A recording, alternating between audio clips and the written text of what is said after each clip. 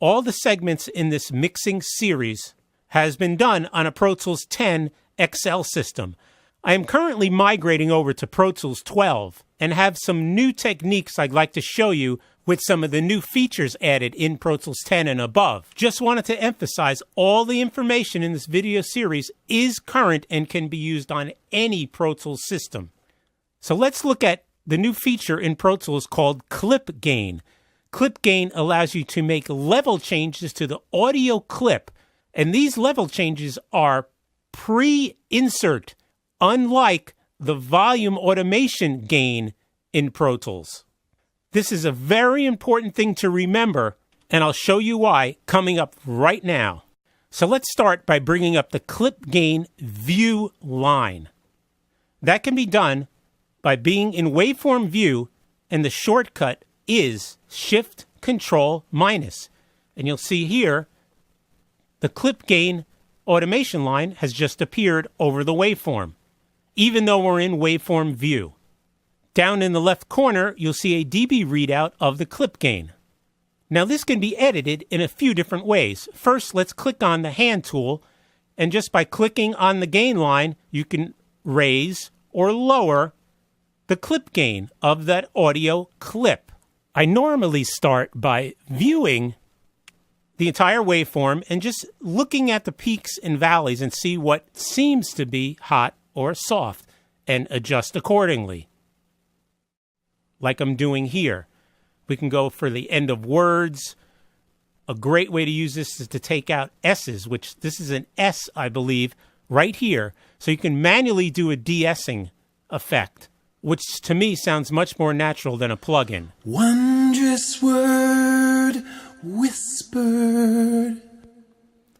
And as you could see, that was a S or sibilant. So let's zoom in on that, and I can just grab it with the hand tool and bring the waveform up or down in gain. So right about here, we can take it down. And as you see, I do have some de-essers on the channel, but since clip gain is pre-insert, bringing the clip level down will send less gain to the inserts on that channel. Let's listen. Word whispered, sounding. You can see there's another S right here on this peak. Let's zoom in on that with the hand tool and bring down the S manually, like so. I think this sounds much more natural than using a de-esser.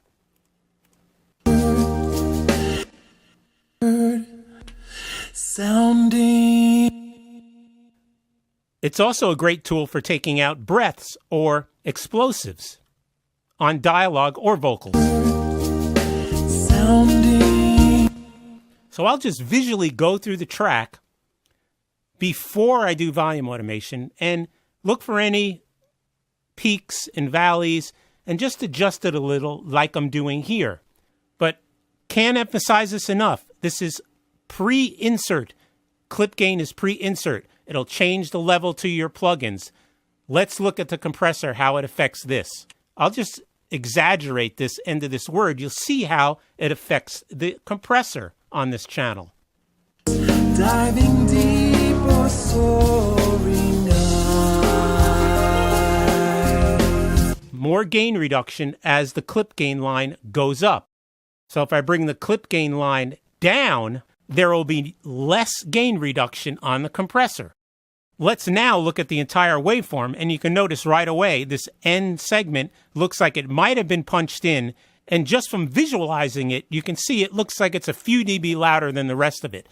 There's another way to adjust clip gain, which would be Shift Control up or down arrow for plus or minus gain, and every click of that arrow key is 0.5 dB. And you see the waveform decreasing. So that looks, it's about 2 dB, right? 2.5. Looks pretty similar to the rest of the peaks in the vocal waveform. And getting the clip gains relatively close makes the compression reduction amount much more linear throughout the entire vocal track. This lessens the need to automate the threshold. To hide the clip gain line, view, simply Shift, Control, minus, and it's gone. You're back to your waveform view. So this would be my way of doing clip gain adjustments to process a lead vocal.